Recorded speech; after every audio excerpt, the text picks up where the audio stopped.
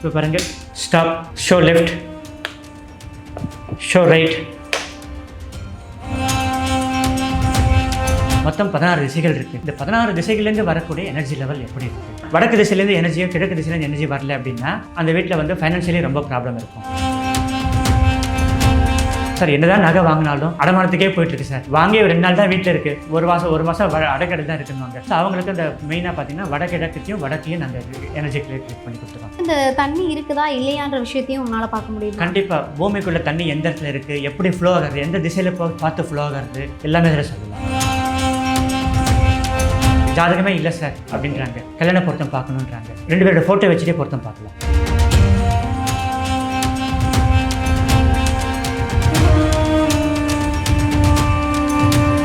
இந்த ஆரோ ஸ்கேன்ஸ் வச்சு என்னென்ன மாதிரியான பிரச்சனைகள் எல்லாம் சரி பண்ண முடியும் ஒரு வீட்டில்? திசைகள் 16 திசைகள் இருக்குது. அது 4 திசைகள் மெயின், 4 கார்னர்கள் மெயின், 4 கார்னருக்கும் 2 பக்கம், மொத்தம் 16 திசைகள் இருக்குது. இந்த 16 திசைகள்லேருந்து வரக்கூடிய எனர்ஜி லெவல் எப்படி இருக்குது? இப்போ நம்ம பார்த்திங்கன்னா வடக்கு திசையிலேருந்து எனர்ஜியோ கிழக்கு திசையிலேருந்து எனர்ஜி வரல அப்படின்னா அந்த வீட்டில் வந்து ஃபைனான்ஷியலி ரொம்ப ப்ராப்ளம் இருக்கும். ஸோ அதை எனர்ஜியை க்ரியேட் பண்ணி கொடுத்துரும். அப்போ அவங்களுக்கு இந்த ஃபைனான்ஷியல் ஸ்டெபிலிட்டி ஆகும்.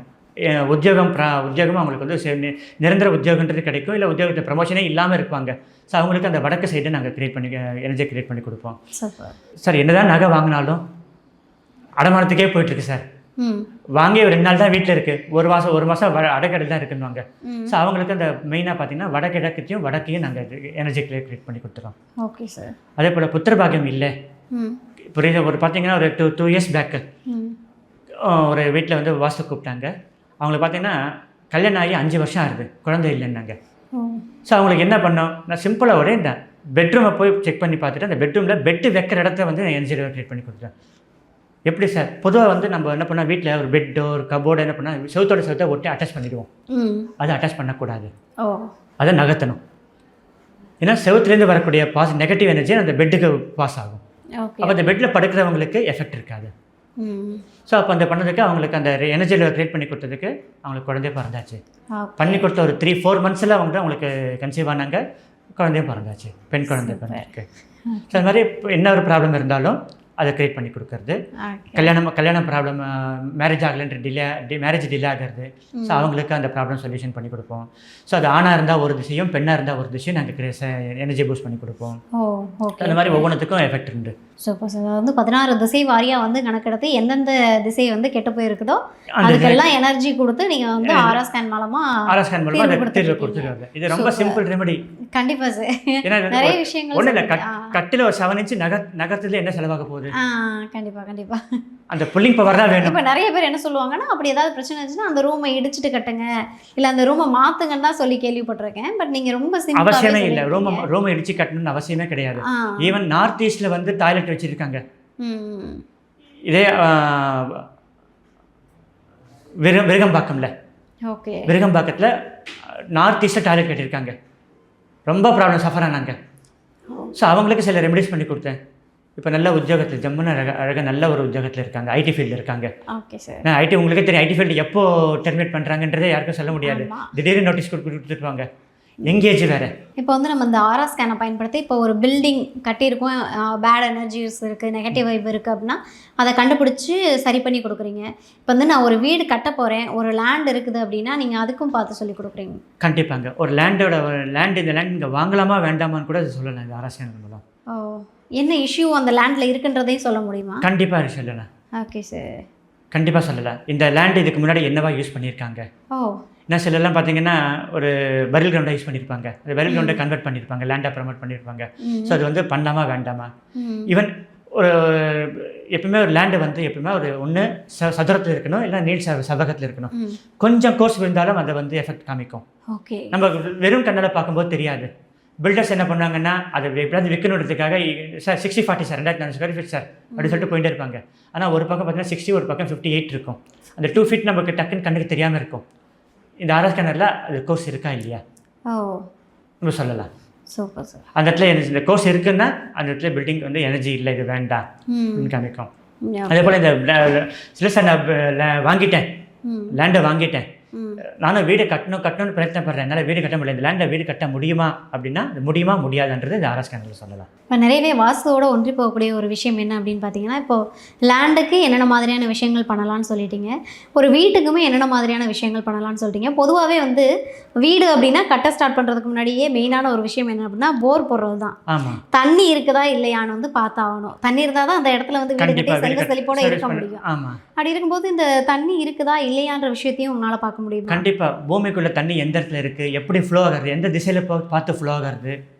இதை பொதுவாக நார்த் ஈஸ்ட்டில் தான் வந்து போர் போடணுன்றது ஒரு சாஸ்திரம் சொல்கிறது. ஏன்னா நீர்ப்பகுதி ஓப்பன் பிளேஸ் வைக்கணுன்றது சாஸ்திரம் சொல்கிறது, வாஸ்து சாஸ்திரம். அந்த நார்த் ஈஸ்ட்டில் எந்த இடத்துல ஃப்ளோ ஆகிறது எல்லாமே சொல்லலாம் இதில். ஓகே, அந்த லேண்டில் எந்தெந்த இடத்துல தண்ணி போகிறது எல்லாமே இதில் சொல்லலாம். இந்த லேண்டில் வந்து 50 ஃபீட்டில் இருக்கா, 75 ஃபீட்டில் இருக்கா, அது நல்ல வாட்டரா, சால்ட் வாட்டரா, எல்லாமே இதில் வந்து சொல்லலாம். என்ன டிஃப்ரென்ஸ் அப்படின்னா, இப்போ சால்ட் வாட்டராக இருந்தால் ஆன்டி கிளாக் வைஸை சுற்றும். ஓகே, பியூர் ட்ரிங்கிங் வாட்டராக இருந்தால் கிளாக் வைஸை சுற்றும். அதை வச்சு நம்ம கண்டுபிடிக்கலாம். அதே போல் ஒரு 50 ஃபீட்டில் கிடைக்கிறது தண்ணி கிடைக்கிறதுனா மூவிங் வந்து ஸ்லோவாக இருக்கும். 75 ஃபீட்டில் தண்ணி கிடைக்கிறதுனா கொஞ்சம் ஸ்பீட் இருக்கும். 250 அப்படின்ற போது நல்ல ஸ்பீட் சுற்றும். ஸோ அந்த மூமெண்ட்டை வச்சுட்டு நாங்கள் என்ன பண்ணோம்னா, இது வந்து 50 ஃபீட்டில் கிடைக்கிறது சார், இல்லை 75 100 ஃபீட் போடணும், 200 ஃபீட் போடணும் அப்படின்னு நாங்கள் சொல்கிறது. Super sir, super. ஸோ அதனால் வாட்டர் டிவைனராகவும் இதை யூஸ் பண்ணிக்கலாம். ஓகே, வாஸ்துவில் வந்து ஜோதிடம் சார்ந்து எப்படி வாஸ்து பார்க்குறோமோ அதே போல் ஆர்ஆர் ஸ்கேன் யூஸ் பண்ணியுமே வாஸ்துவில் எல்லா விஷயத்தையுமே பார்த்துக்க முடியும். எப்படி இந்த ஒரு லேண்டோ ஒரு வீடோ பஞ்சபூதங்கள் எப்படி இருக்குது. ஏன்னா இப்போ இந்த காலத்தில் வீடு கட்டுறாங்க, இப்போ ஒரு தனி அப்பார்ட்மெண்ட்டே விட்டுருங்க, ஒரு இண்டிவிஜுவல் ஹவுஸ் கட்டுறாங்க அப்படின்னாலே ஒரு இந்த பக்கம் ஒரு அடி விட்டமா 1.5 அடி விட்டமான்னு சொல்லிட்டு எவ்வளோ ஸ்பேஸ் ஆக்குப்பை பண்ணிக்க முடியுமோ பண்ணுறாங்க. ஸோ அந்த இடத்துல ஆகாயத்தோட ப்ராப்பராக 5 பஞ்சபூதங்களில் ஸ்பேஸோட எஃபெக்ட் இல்லாமல் போகுது. ஸோ அதை வந்து எஃபெக்ட் பண்ணும், மனசு நிம்மதின்னு இருக்காது. ஸோ அந்த மனசு நிம்மதிக்கு என்ன பண்ணணும், மெயினாக கிழக்கு திசையை நம்ம சரி பண்ணி கொடுத்துட்டாலே மனசு நிம்மதின்றது இருக்கும். ஸோ இதெல்லாமே வந்து ஒவ்வொன்றும் நம்ம பார்த்து கொடுக்குறது. ஓகே, இப்போ வந்து எல்லாம் நம்ம நேயர்களுக்கு வந்து அந்த ஆர்ஆர் ஸ்கேன்ஸ் வந்து எப்படி இருக்கும், அதை எப்படி எக்ஸ்பெரிமெண்ட் பண்ணுறாங்க இல்லை இன்னொரு விஷயம் சொல்லிடுறாங்க. ஓகே, இது வந்து ஒரு இப்போ ஜாதகமே இல்லை சார் அப்படின்றாங்க, கல்யாண பொருத்தம் பார்க்கணுன்றாங்க. 2 பேரோட ஃபோட்டோ வச்சுட்டே பொருத்தம் பார்க்கலாம். எப்படி சார் ஜாதகம் இல்லாமல் எப்படி? ஜாதகமே இருக்கணும்னு அவசியம் இல்லை. ஜாதகம் இருக்கணும்னு அவசியம் இல்லை. இந்த 2 பேர் ஃபோட்டோ வைக்கும்போதே இந்த 2 பேர் ஃபோட்டோக்கும் பொருத்தம் இருக்கா இல்லையா. Okay okay. ஆனால் இது எல்லாமே வந்து சில கேள்விகள் மூலம் தான். Single type question. எப்படி அவங்களுக்கு அந்த சிங்கிள் டைப் கொஸ்டின் அர்த்தம் புரிஞ்சுதுங்களா? என்னென்னா, இந்த இடத்துல வீடு கட்டலாமா கூடாதான்னு கேட்கக்கூடாது, இந்த இடத்துல வீடு கட்டலாம் கேட்கணும், இல்லை வீடு கட்டக்கூடாதுன்னு தான் கேட்கணும். வீடு கட்டலாமா கூடாதா அப்படின்னா 2 கொஸ்டின் கன்ஃபியூஸ் ஆகும். Okay sir. ஸோ இந்த இடத்துல வீடு கட்டலாம் இல்லை வீடு கட்டக்கூடாது. ஸோ அந்த மாதிரி தான் இதை கேட்கணும். நான் உங்களுக்கு இந்த ஆர்ஆர் ஸ்கேனரை இன்ட்ரடியூஸ் பண்ணி பார்க்குறேன். Okay sir. இதுதான் இந்த ஆர்ஆர் ஸ்கேனருக்கு. இது வந்து 2 இருக்கும், 2 எல் ஷேப்பில் 2 ராடு இருக்கும்.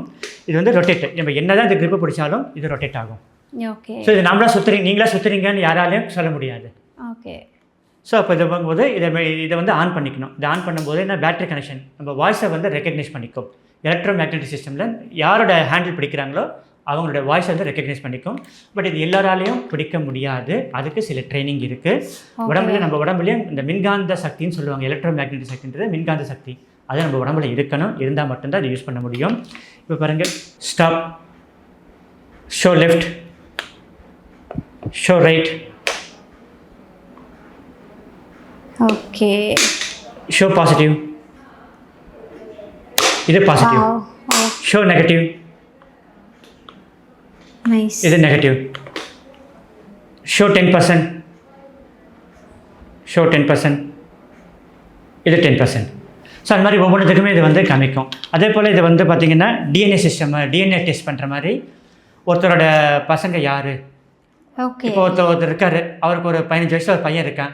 அந்த 15 வயசில் ஒரு 20 குழந்தைங்களை கூட்டிகிட்டு வாங்க, அவருடைய பையன் யாருன்றது ஐடென்டிஃபை பண்ணணும்.